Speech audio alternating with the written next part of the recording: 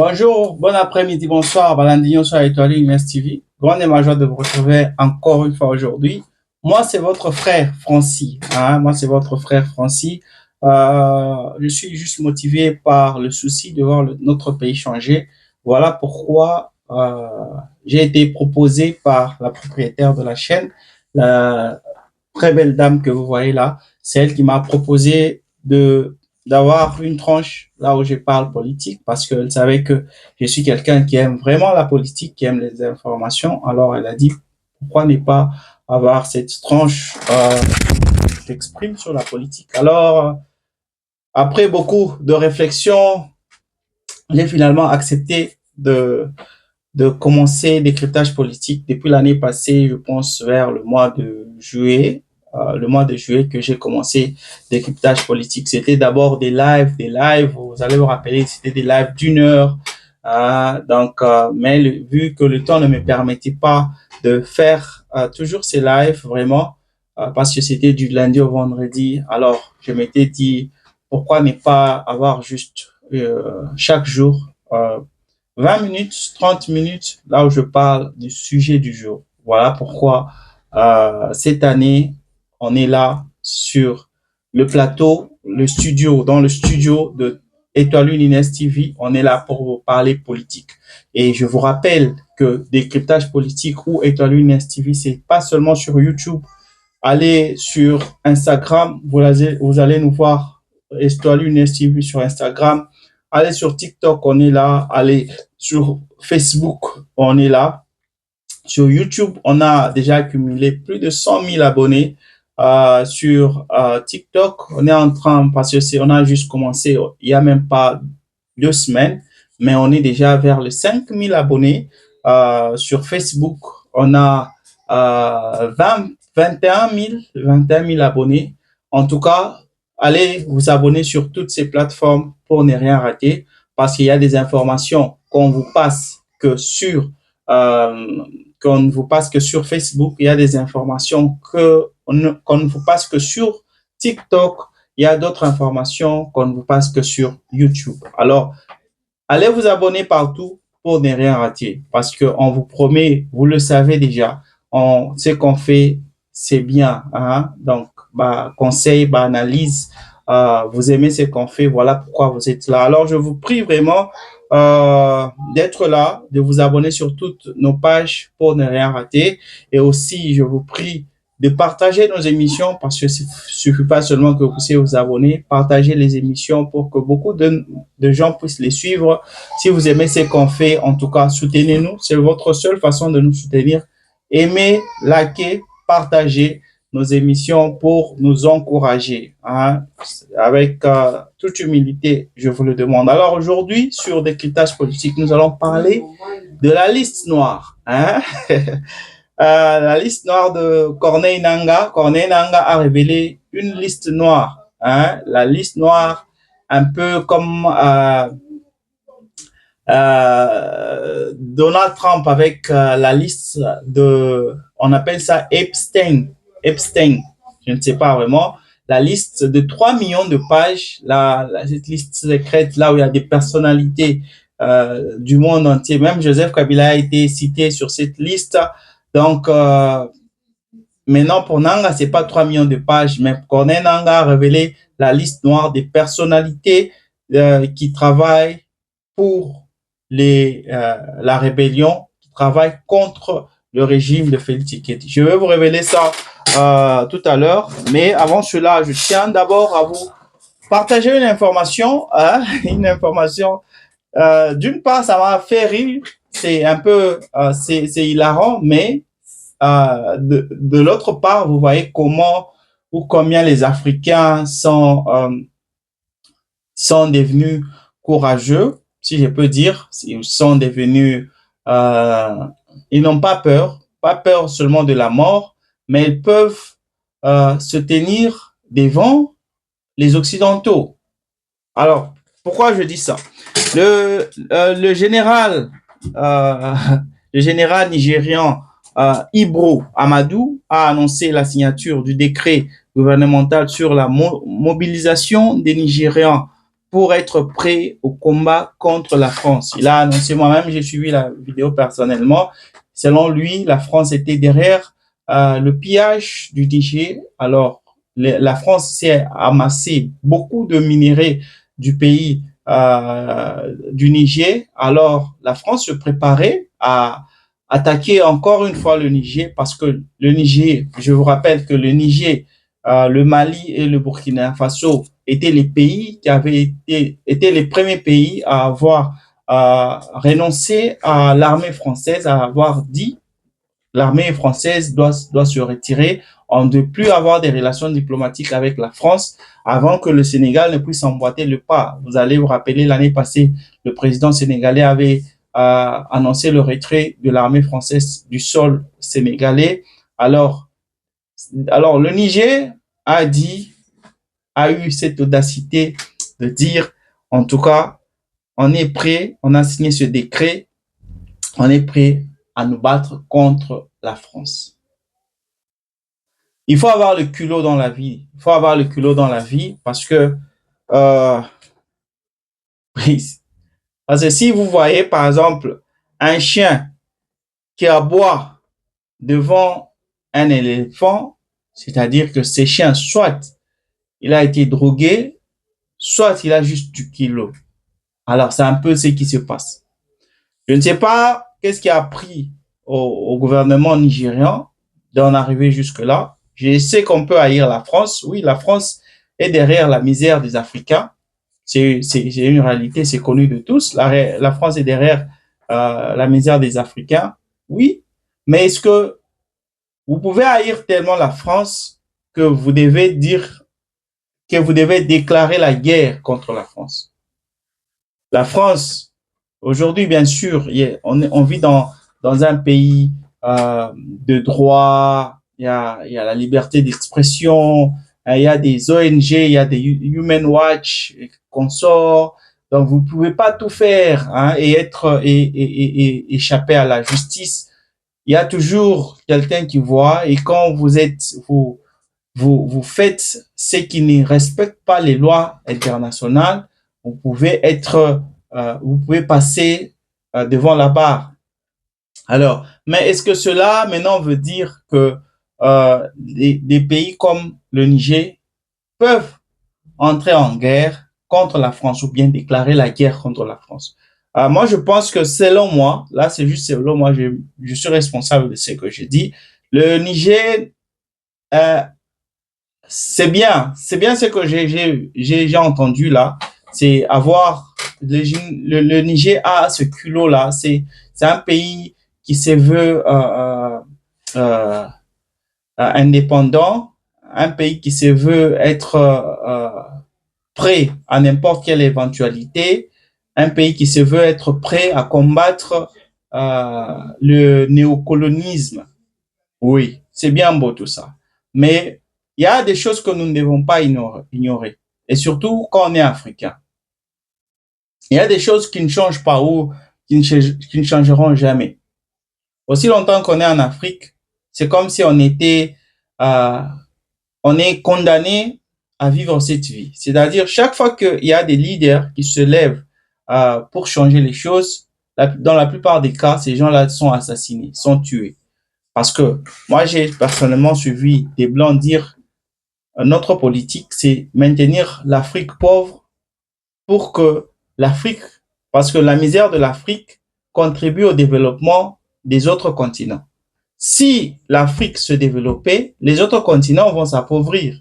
Alors, la mission, c'est de tout faire pour que l'Afrique puisse demeurer dans la misère. Donc, avec ça, toutes les grandes puissances prennent des mesures pour laisser l'Afrique là où l'Afrique se trouve. Je vous donne l'exemple en RDC. Ce qui se passe entre la RDC et le Rwanda. Tout le monde connaît ça. La communauté internationale connaît ça. Les États-Unis connaissent ça. Les États-Unis ont signé des accords avec la RDC et le Rwanda. Mais ce fait que le Rwanda ne respecte pas ces accords. Les États-Unis savent ça. L'Union européenne sait ça. Mais il n'y a personne qui réagit par rapport à ça.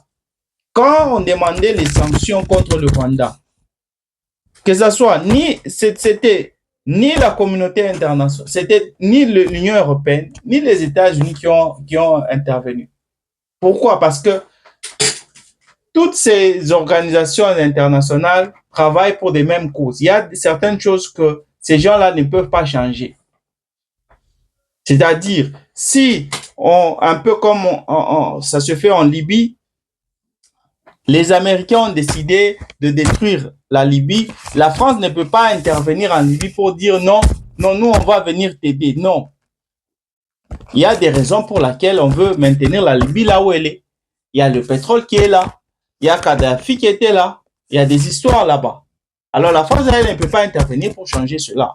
Ni même la Chine, elle ne peut pas intervenir pour changer cela. La Chine vient, on sait tous que la Chine est une grande puissance. Alors la Chine, elle vient là-bas en Afrique pour essayer de donner la main, tendre la main aux pays qui sont rejetés par les États-Unis. Alors la Chine veut se faire croire comme allié des pays abandonnés, mais en réalité, la Chine travaille pour les mêmes choses que ces pays-là, les États-Unis, la France.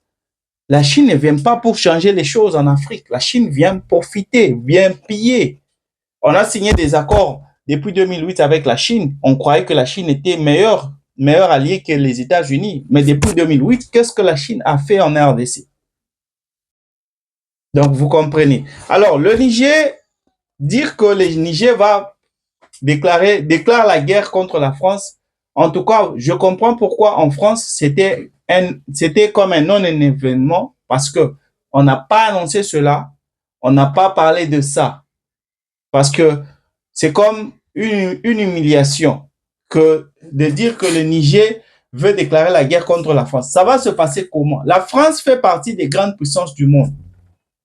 Comment est-ce qu'un pays comme le Niger, bien que vous faites tout pour sortir de la pauvreté, de la misère, est-ce que vous pouvez encore vous lever aujourd'hui pour dire que on est prêt à combattre la France? Mais ça, c'est du n'importe quoi. Et le monsieur, le général, là, il était applaudi. Il était applaudi. Mais la réalité est que si on y réfléchit, c'est du n'importe quoi. Aucun pays africain ne peut, même pas les pays qui sont les mieux développés, qui ont des armées les mieux développées en Afrique. Je prends l'exemple de l'Algérie, je prends l'exemple du Maroc, ne peuvent déclarer la guerre contre la France. Mais vous, là, ok, vous avez pu récupérer vos entreprises qui étaient occupées par les Français, et vous avez récupéré ça, vous commencez à vous faire un peu d'argent, on est prêt à combattre la France. Mesdames et messieurs, je vais quitter ce dossier pour ne pas m'atteler là-dessus, mais je tenais quand même à vous parler de ça. Alors, je vous passe maintenant la liste. Nanga alobi liste noire, na e bimi, liste noire, faut biso nyonso toyeba ngo pour que toyeba ndenge nini makambo ezokende. Alors, de quoi parle la liste noire de Corneille Nangaa? Alors, la liste noire de Corneille Nangaa, les pouvoirs sous menace. Dans une mise en scène digne d'un thriller politique, Corneille Nangaa sort de l'ombre et brandit une arme redoutable, une liste secrète, une liste qui, selon lui, contiendrait les noms des députés, des ministres, des sénateurs, des mandataires publics, conseillers du chef de l'État et même des figures du parti présidentiel. Des visages familiers, des silhouettes respectables, mais qui, d'après ses déclarations, auraient soutenu la rébellion. Le scénario prend une tournure explosive. Toujours selon Nangaa, ces personnalités auraient financé un mouvement militaire avec des fonds destinés euh, à déstabiliser le pays et à chasser du pouvoir le président Félix Tshisekedi Tshilombo. Puis vient la phrase qui glace le sang. Il affirme qu'il ne mourra pas seul. Ah, Indi. Il ne mourra pas seul. Et lorsque la liste sera rendue publique, prévient-il, personne ne devra feindre l'innocence. Personne ne devra revendiquer quoi que ce soit. Dans ce film aux allures de coups d'État silencieux, l'AFC aurait compté 3 cercles. Le premier, ceux qui combattaient au front. Le deuxième, ceux installés au cœur des institutions. Le troisième cercle, ceux qui opéraient depuis l'extérieur. Les couloirs du pouvoir tremblent. Des états-majors seraient gagnés par la panique, rideau fermé, silence pesant. La question reste suspendue comme dans la dernière scène d'un blockbuster politique. L'heure de la dénonciation a-t-elle sonné? Nanga avec sa liste noire. Alors, avant d'abord de parler de cette liste noire, nous devons d'abord chercher à connaître pourquoi Nanga parle de cette liste noire. Pourquoi maintenant? Hein? Et est-ce que ce qu'il dit là est vrai? Est-ce qu'il y a des personnes qui soutiennent la rébellion? Premièrement, je vais commencer par là. Oui, il y a des personnes qui soutiennent la rébellion. Nanga, il est connu de tous comme rebelle parce qu'il a été celui qui a accepté de se manifester publiquement. Il a été celui qui a accepté ouvertement de travailler pour la rébellion. Voilà pourquoi on l'a mis à la tête de la rébellion de l'AFC M23. Il est le chef là-bas. La raison pour laquelle il avait d'abord, nous le savons tous, il était le président de la CENI. La raison pour laquelle il avait accepté de ne pas travailler avec Félix Tshisekedi, c'était que Félix Tshisekedi avait retiré son carré minier. Donc, il avait une carrière quelque part. Alors, le président, lui, il a décidé de retirer son carré minier, c'est-à-dire il n'avait plus le droit d'exercer des travaux sur cette mine. Voilà pourquoi il avait décidé, parce que il sait que il avait aussi fait partie des consultations entre Joseph Kabila et Corneille Nangaa. Il sait que il devait mentir, tromper les Congolais, mentir aux Congolais pour donner les pouvoirs à Félix Tshisekedi. Alors, selon lui, c'était une pure trahison de la part de Félix Tshisekedi après avoir tout fait pour donner le pouvoir à Félix Tshisekedi. Bien sûr, il a été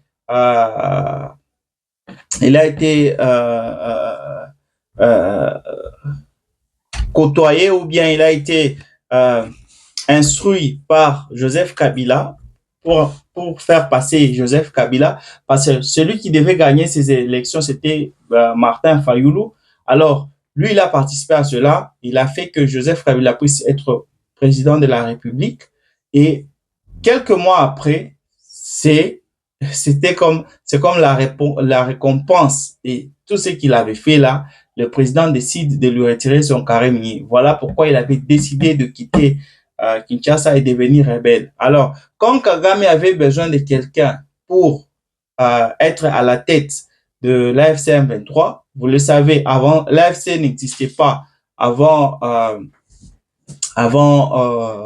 2018, l'AFC n'existait pas, c'était seulement les M23 qu'on connaissait. Les M23 qui est constitué des soldats, des rebelles, c'est une milice, des gens qui se battaient.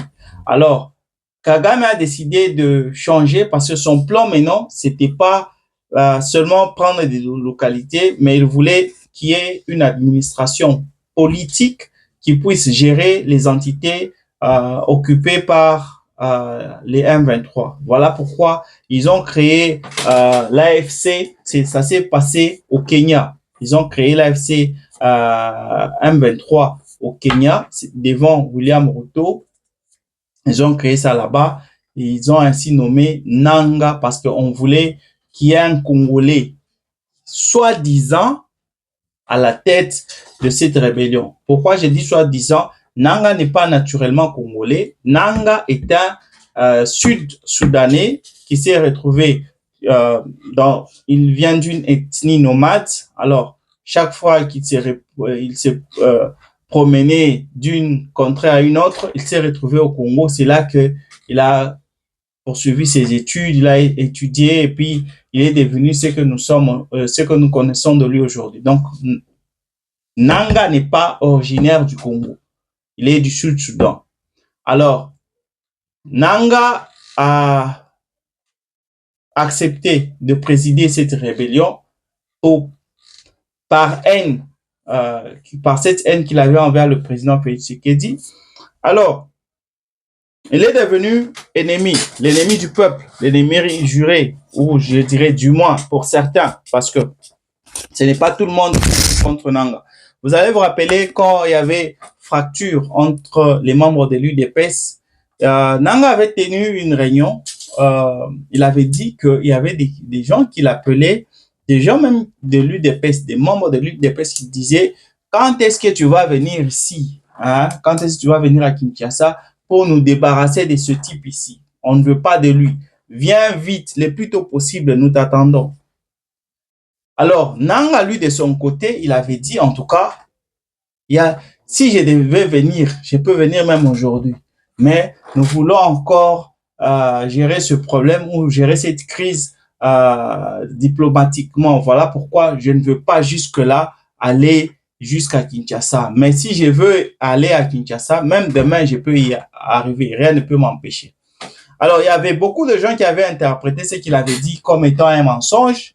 En tout cas, est-ce que quelqu'un peut appeler Nanga? Il y a des médias qui traitent de Nanga de menteur et consorts.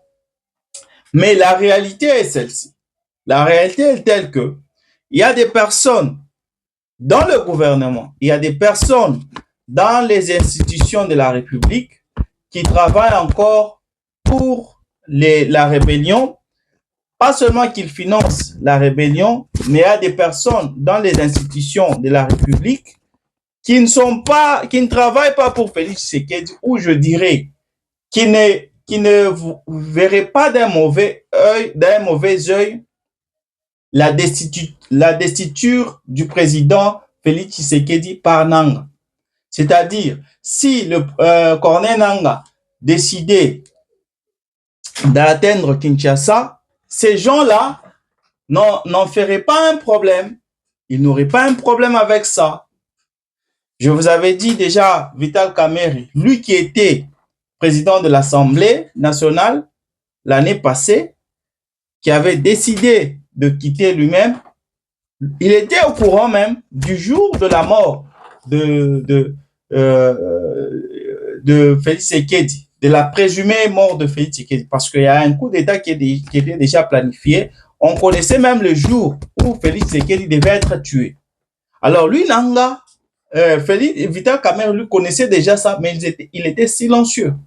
Mais c'est quelqu'un qui travaillait pour Félix Tshisekedi. Constant Mutamba, l'année passée, au mois de décembre, il a écrit une lettre.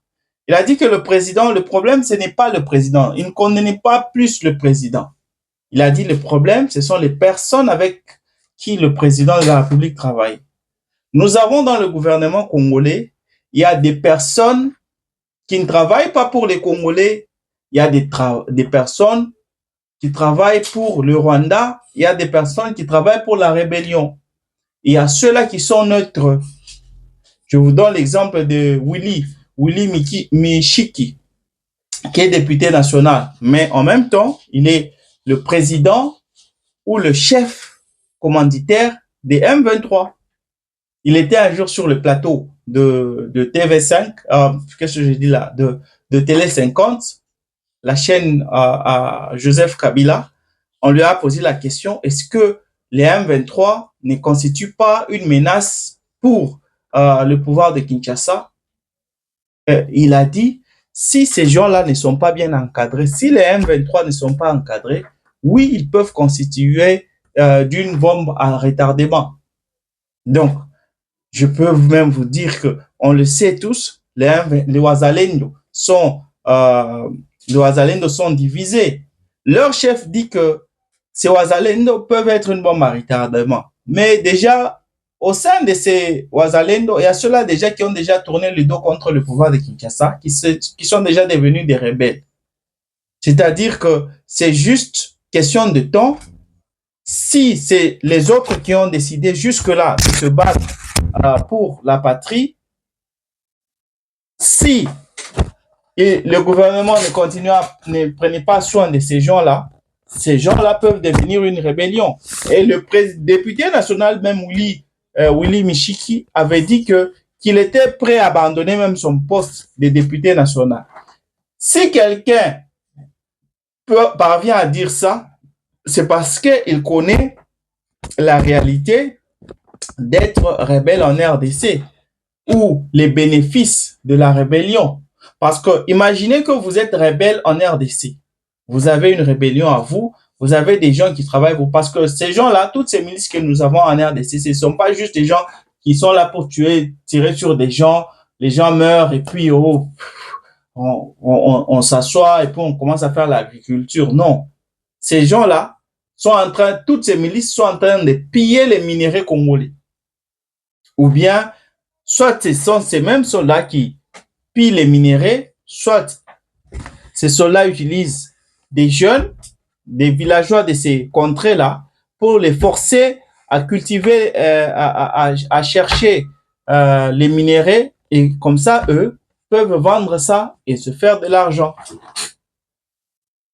Donc, nous avons au sein des institutions de la République des personnes qui sont des rebelles. Voilà pourquoi c'est difficile même que le Congo puisse changer.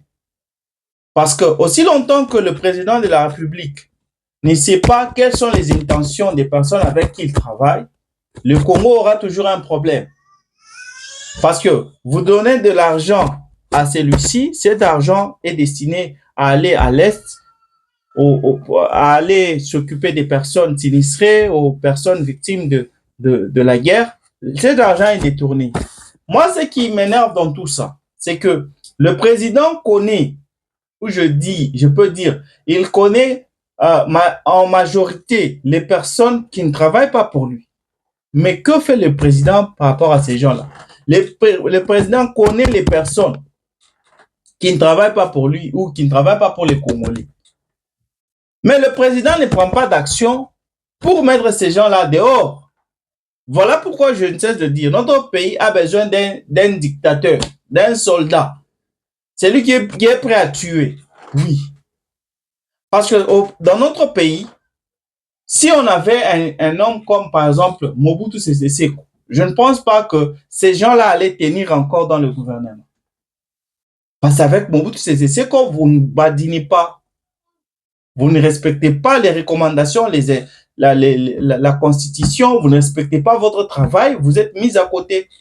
Il n'a même pas besoin de réfléchir deux fois si vous devez, on doit s'occuper de vous, les soldats doivent s'occuper de vous. Il n'y a pas de reddition de comptes dans notre gouvernement. Les présidents travaillent avec des personnes, il y a certains, il connaît, il y avait fracture dans l'UDPS. Les secrétaires là, c'est qui encore? Augustin Kabouya et l'autre là. Qu'est-ce que le président de la République avait fait par rapport à ça? Il avait demandé à ce que les partisans de l'UDPS puissent signer leur loyauté envers lui. Mais il y avait des personnes qui n'avaient pas signé ça. Qu'est-ce que le président avait fait? Si vous êtes membre de l'UDPS et que vous ne pouvez pas signer votre loyauté envers le président de la République, pourquoi est-ce que vous pouvez rester membre de l'UDPS? Ces personnes-là devaient quitter l'UDPS. Mais ces personnes sont restées là jusqu'à aujourd'hui. jusqu'à ce que ces personnes-là, finalement, ont décidé de changer d'avis. En tout cas, nous signons notre loyauté. Nous, en tout cas, nous sommes derrière le président de la République. C'est comme si le président dépendait de ces gens-là. Non, dans tout parti, ce sont les membres qui dépendent du président. Bien que ce n'est pas lui qui a créé l'UDPS, mais c'est lui qui préside l'UDPS. Vous ne pouvez pas avoir au sein de votre parti des personnes qui ne travaillent pas pour vous, qui ne sont pas là. Voilà pourquoi Nanga peut arriver jusqu'à dire ça. Et il n'a pas tort. Il a réellement une liste noire. Il connaît des personnes. Il connaît des personnes qui sont là, soi-disant en train de travailler pour Tshisekedi, mais qui en réalité ne le sont pas. Et aussi, je dois le souligner, c'est que le contexte maintenant dans lequel Nanga a soulevé cela, c'est un peu pour fragiliser encore la classe politique. Parce que pourquoi est-ce que Nanga va le dire maintenant? Lui-même qui a déclaré la fin de la guerre, il a vu que bon, jusque-là, les personnes, c'est pas Nanga maintenant qui contrôle la situation sécuritaire à l'est du pays, ce sont plutôt les États-Unis. Ce sont les États-Unis qui gèrent maintenant les M23. Si les États-Unis trouvent que Félix Tshisekedi n'est pas la bonne personne, ils vont juste utiliser les mêmes M23 pour descendre jusqu'à Kinshasa et nommer leur propre, s'ils vont reprendre Joseph Kabila ou pas. Vous voyez, donc ce sont les États-Unis qui sont en train de contrôler. Alors, lui, Nanga n'a pas le monopole sur les M23. Voilà pourquoi il arrive à dire ça. Et c'est une bombe qu'il a lancée pour encore plus fragiliser le gouvernement de Félix Tshisekedi. Et moi, si j'étais le président de le président en Félix Tshisekedi, j'allais d'abord m'occuper des personnes qui ne travaillent pas pour le Congo. Les personnes, faire remaniement, faire ratissage, faire tout ce que vous pouvez faire pour que les personnes chaque personne qui est sur un poste dans n'importe quelle institution de la République démocratique du Congo soit réellement congolais et soit réellement digne ou mérite d'être là pour travailler réellement pour changer le Congo. Parce que le Congo est un grand chantier qui a besoin du changement. Le pire est que les personnes qui ont été mises à l'œuvre pour changer le Congo ne travaillent pas pour le Congo. Ces personnes travaillent pour leur propre poche. Ce qui fait que ça devient un éternel chantier qui n'a jamais commencé. Qui va commencer ce chantier-là du Congo? Qui va le commencer et qui va l'acheminer? Si vous êtes là, l'argent est là, vous donnez les minéraux aux autres, les autres pillent, mais les Congolais souffrent chaque jour. Ça me fait mal. J'ai suivi l'interview d'un photographe anglais. Il a été un peu partout. Il a été au bassin du Congo, il a été tout au long du fleuve Congo, il a pris des photos. On lui a posé des questions par rapport à la RDC. Il a dit la RDC, pour moi, la RDC est le pays les plus importants de l'Afrique. La RDC a des sites touristiques. La RDC a des plus beaux endroits en Afrique. Mais il a dit, j'aurais souhaité que la RDC puisse un peu s'occuper des visiteurs pour que tout le monde puisse venir voir la beauté de ce pays. Le Rwanda, si le Rwanda peut arriver le petit Rwanda là, peut arriver à se faire jusqu'à 600 millions de dollars par an, juste avec le tourisme. Combien d'argent la RDC peut se faire? Nous avons des parcs nationaux que le monde convoite. Nous avons des animaux que la RDC seule a. L'okapi, il y a des zèbres, il y a des chimpanzés que nous n'avons uniquement qu'en RDC. C'est-à-dire, si on s'occupait d'abord de terminer cette guerre-là, s'occuper de ces rebelles-là au sein du pays, terminer la guerre, même si vous acceptez de donner les minéraux, comme vous le faites là, aux impérialistes, on peut faire beaucoup d'argent par le tourisme. Vous savez, il y a une montagne là qui nous sépare avec l'Ouganda, là où il y a il y a ces glaçons-là qui sont en train de couler. Des lieux, il y a Moanda, là où vous pouvez voir le fleuve. À l'aube, vous pouvez voir le fleuve euh, avec un forage là qui est à couper le souffle. Il y a des endroits vraiment que tout le monde rêve de voir en RDC. Mais tout ça ne peut fonctionner que s'il y a des routes pour amener les gens là-bas, de Kinshasa à Moanda, il y a des routes qui amènent les gens là-bas, vous encadrez ces lieux-là, ils deviennent des lieux touristiques, il y a de la sécurité là-bas pour protéger les gens. On peut se développer dans moins de 5 ans. Mais on n'évolue pas parce que, pas seulement dans l'armée, dans le gouvernement, dans les institutions de la République, nous avons des gens qui ne travaillent pas pour. Il y a des rebelles. Il y a des rebelles. Les Olivier Gazita là sur Rwandais, là, c'est tout là. Il fait quoi dans l'armée? Et comment vous pouvez envoyer Olivier Gazita aller combattre les Rwandais si lui-même il est Rwandais? Mesdames et messieurs, c'était Décryptage politique avec votre frère Francis. Merci d'avoir été des nôtres. On se retrouve demain avec la même force, la même énergie. Bye.